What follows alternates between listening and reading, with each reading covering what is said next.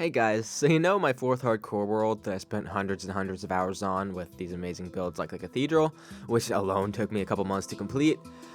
Yeah, I think I'm just gonna abandon ship. I haven't been posting for the last couple months because I just kind of lost motivation in that world. With 1.18 coming out, I've decided to just start a new one. I know this seems crazy, but I think a fresh start is just what I need. I think 1.18 marks such a turning point for terrain generation that I don't want to be stuck on the old terrain just because I have so many cool builds there. I hope you guys understand, and without further ado, let's get started on the new world.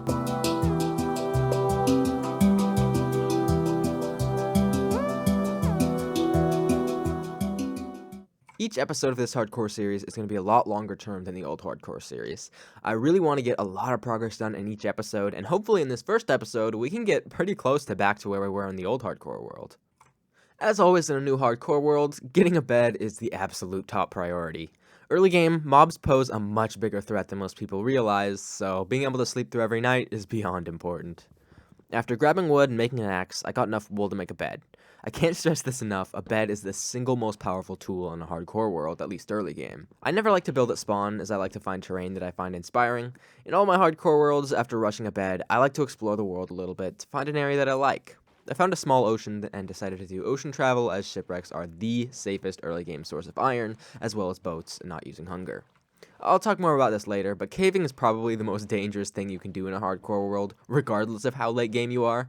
Once I have protection for a diamond or netherite armor, it is safe enough that I'll do it, but even late game it carries more risk than most other activities.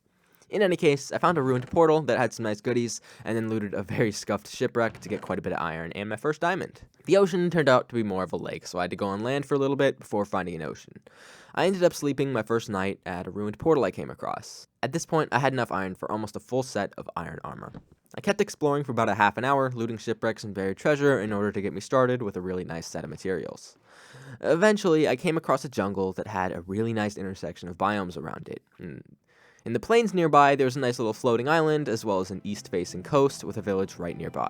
I've never lived near a jungle and thought this was a really pretty plains, kind of sandwiched between two jungles and a nice coast. I decided this would be where I set up base.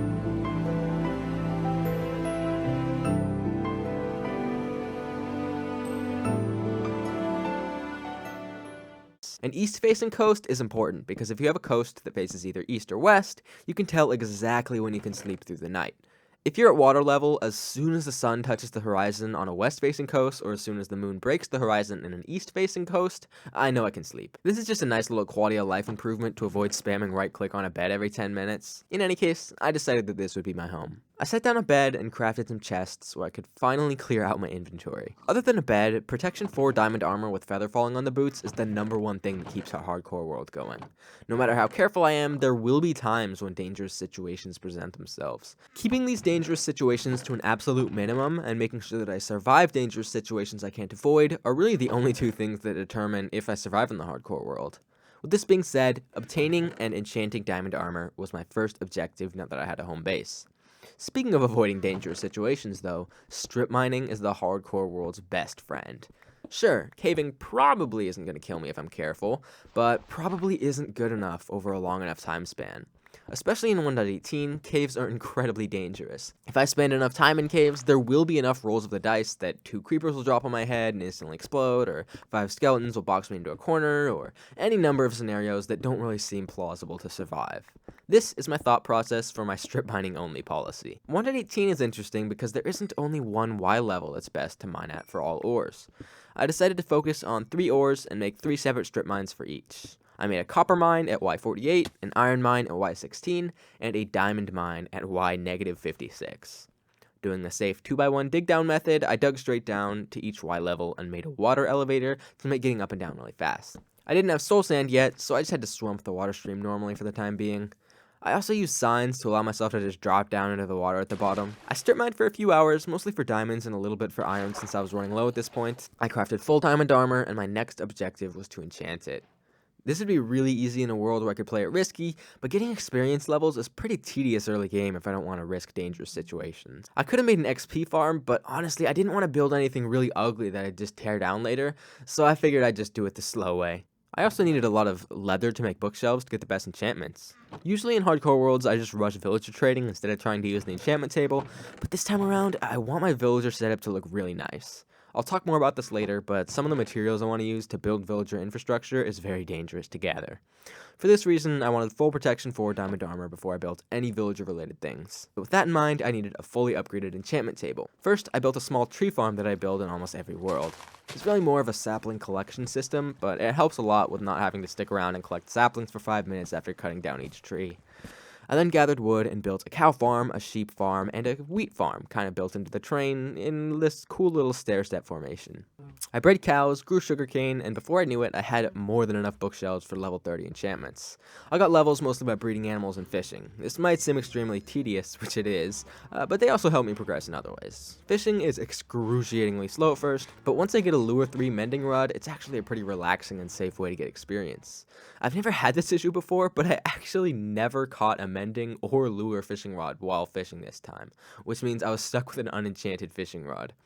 I actually got really unlucky there. There's almost a 1% chance of getting a fishing rod from fishing, but despite fishing for more than 300 times, I didn't catch a single one. All this is to say, I mostly just bred and killed animals to get all my levels.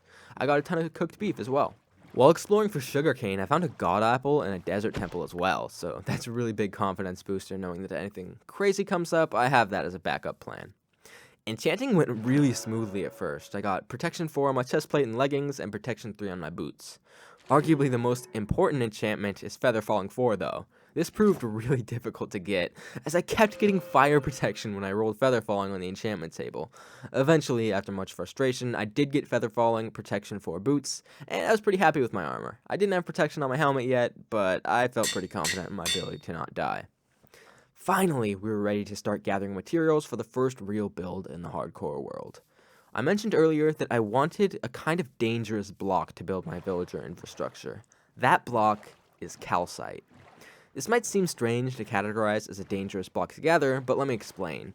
The only way to get industrial quantities of calcite is to harvest from ocean geodes. They poke out of the ocean floor, meaning that it's really easy to find dozens of geodes in any given ocean since they reveal so many visible blocks. Calcite can also generate on certain mountain peaks, but I didn't have any nearby. The thing with ocean geodes, though, is that they can be extremely dangerous due to being at the bottom of the ocean.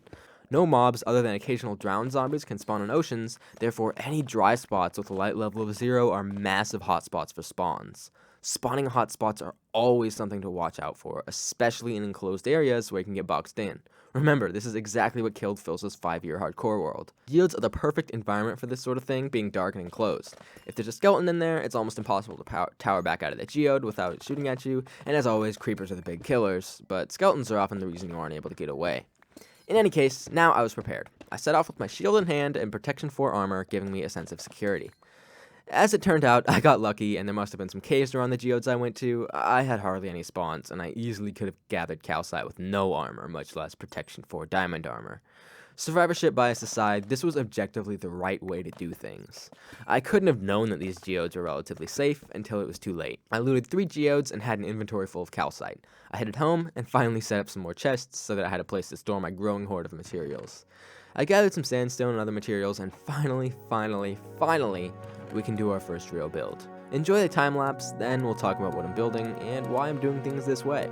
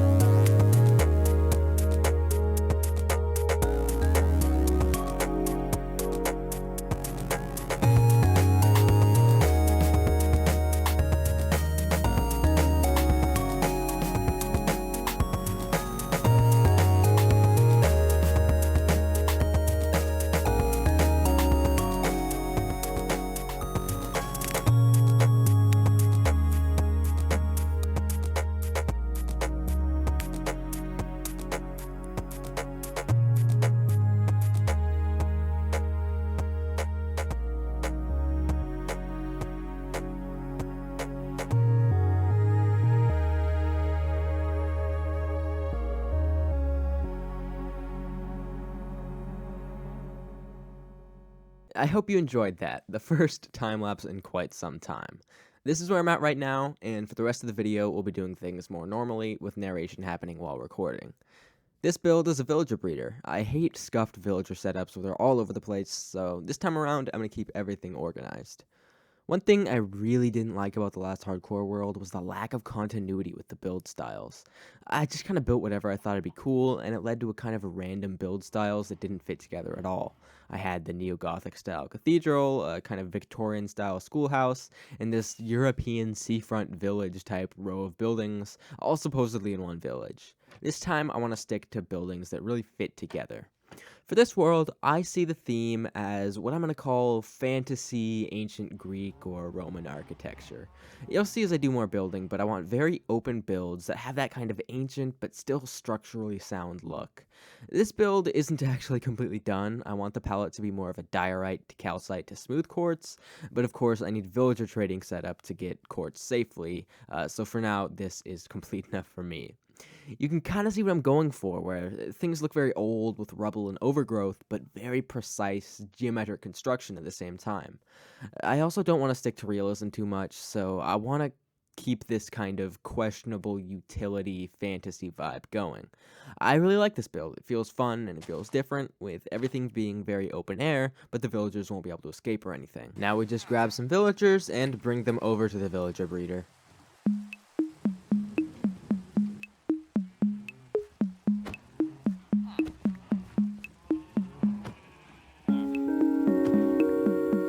Man, they must have tweaked the default speed of rails, because it seems like this setup would not have flown without powered rails in previous versions. So they think they can get over to these beds, which means since there are 3 beds where they have jumping room, they will eventually breed once they farm enough carrots. And then they think they can pathfind over this, and of course only the babies can get through because of this trap door, and they will fall down into this pit where I can easily pick them up with rails and take them wherever I need them. That's the villager breeder. Alright, now that we have that all sorted, I want to get ready to do our first gigantic build in this world, and that's going to make it clear why we built the villager breeder right off the bat. To do that, we need a few key things. I want an elytra and I want a guardian farm. Both of those things require going to the nether the way I want to do them at least. The nether seems very dangerous at first, but if I have a potion of fire resistance, it really isn't that dangerous considering I have really good armor. With this goal in mind, piglin trading is the obvious way to get a potion of fire resistance without taking on any unnecessary risks. Let's hop into the nether with a gold helmet and some gold ingots and see if we can't get a potion of fire resistance. Now of course, we're probably not going to die because we have the enchanted golden apple, so even if we fall in lava right off the bat, we'll have a way out, but obviously I don't want to use the god apple unless I absolutely have to. So we have our shield, and we have food, gold armor. We have everything I think we're going to need in order to hopefully survive this first excursion into the nether. So let's go find some piglins, trade with them, and then maybe do a little bit of exploring, which is why I brought some bridging blocks. Here we go.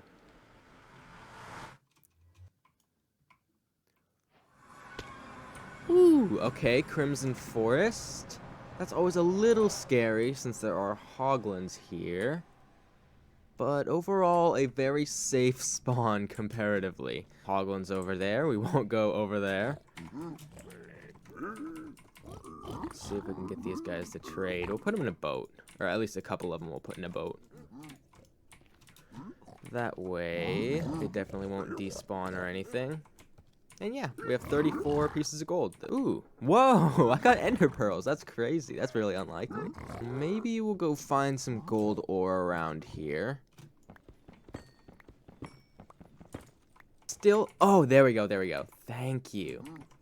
Man, that was difficult. Okay, we finally have a potion of fire resistance. So, I want to go explore a little bit and try to find a fortress. One thing to watch out for is if we do find a nether fortress in the Soul Sand Valley, I might not actually go to it immediately because Soul Sand Valley fortresses are terrifying.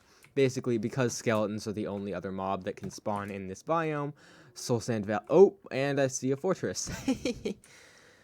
Whew, okay, this is scary. We'll go check it out and see how the fortress looks, and if it looks too, maddening, we will skip it. Ooh, it looks like it goes into the nether wastes biome over there, so I'm gonna go check out the fortress. since, as you can see over there, like right at the edge, we can see that it goes into a nether wastes biome instead of a soul sand valley. Okay, got one blaze rod. Alright, let's get out of here. I think we're just gonna run past these wither skeletons, because I could deal with them, but I don't want to get knocked off or anything stupid. There we go, beautiful. Okay, I think, I could be wrong, but I read that fortune helps with nether wart. I think that's made up. That was a very successful outing. Now I have a very simple goal. Brew potions of slow falling and go beat the ender dragon. Before we do that, I do want to get mending on all my gear, so we're going to make our first villager from the breeder into a librarian and get the mending trade. After that, I just have to stay up for 3 in-game days to get phantom membranes, and we're ready to set off for the end of the game. Let's go.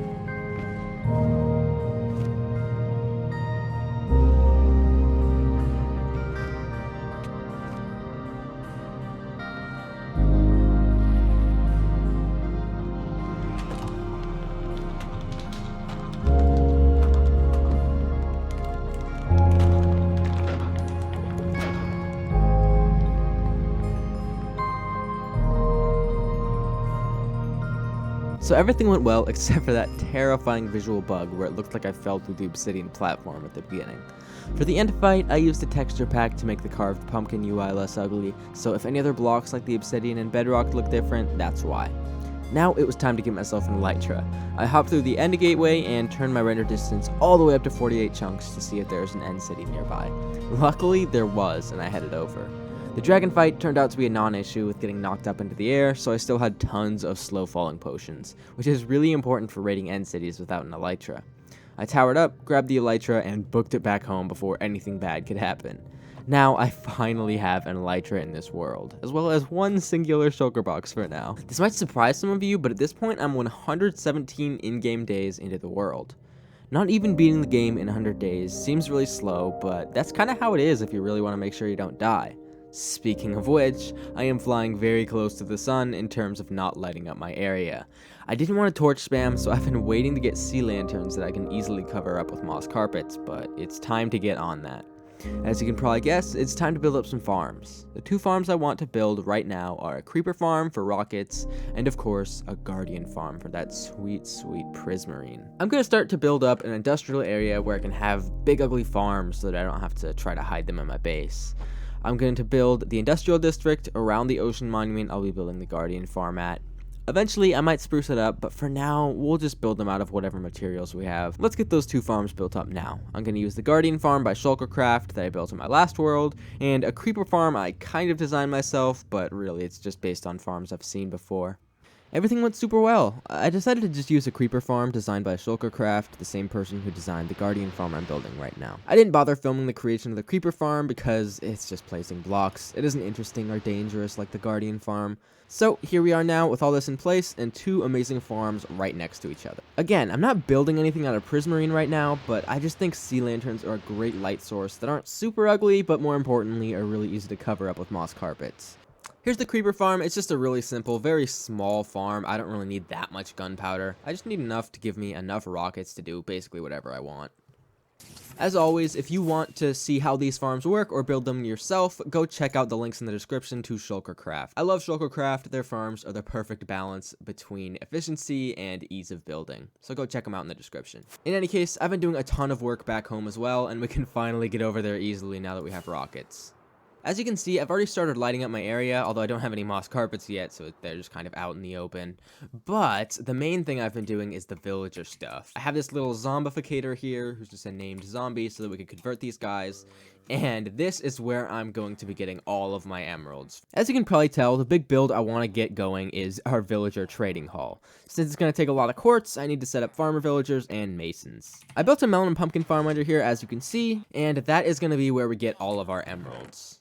The output is just over here. It's a pretty simple melon and pumpkin farm that I made in my last world. And yeah, the one difference between this world and the last world is in the last world, I got really lazy and just stuck with half my villagers having the pumpkin trade and half only having the melon trade. But this time I did it right and only kept villagers that have both. So, our pumpkin and melon farm can be fully utilized instead of just having tons of extra pumpkins. I didn't zombify and cure the mason villagers because the only trade I care about is their quartz trade, which is already as cheap as it can be. I've also been gathering tons and tons of copper, calcite, and all the other blocks I'm gonna need for this build. A little spoiler, it's basically just gonna be a massive version of the villager breeder. So, without further ado, I'm gonna be grinding through a lot of materials, but I will not bore you with that. So, let's hop into this really cool build that I'm really excited about.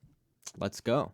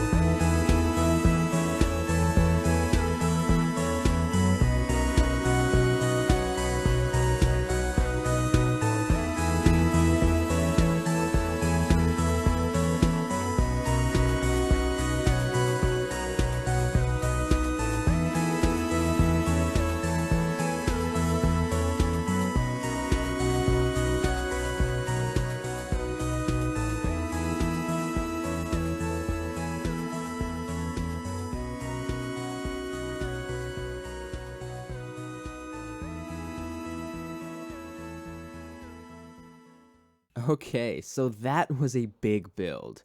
I'm calling this build the Capitol building. I actually miscalculated the materials I needed a little bit and I ran out of copper. So there are a few little unfinished sections, like there's a hole up on this roof, and there are a couple of these little tower-like thingies that I still have yet to build, but it is very close to being complete. As you can see, it's very similar to the villager breeder out here, but much larger. Ironically, I actually want the Capitol building to be oxidized copper and the villager breeder to be shiny copper, but while building the villager breeder oxidized. This build is pretty pristine, and there's a lot of overgrowth and ruining I want to build onto it in later episodes, but that's probably enough building for one episode. I think this build is a lot more interesting and more detailed than something like the cathedral in my old world. I tried to really integrate more walkability and interesting spaces like these balcony catwalks up here. And of course, I really like this gradient of the more ruined diorite to the pristine smooth quartz with a calcite vein here and there just to keep it interesting. I hope you guys are as excited as I am about this new hardcore world, and with the completion of the Capitol building, it's time to wrap this episode up. Thank you so much for watching, and make sure to subscribe if you want to see the next episode where I'm going to build the interior of the Capitol as well as start to build the city around this massive centerpiece. I'll catch you guys in the next one.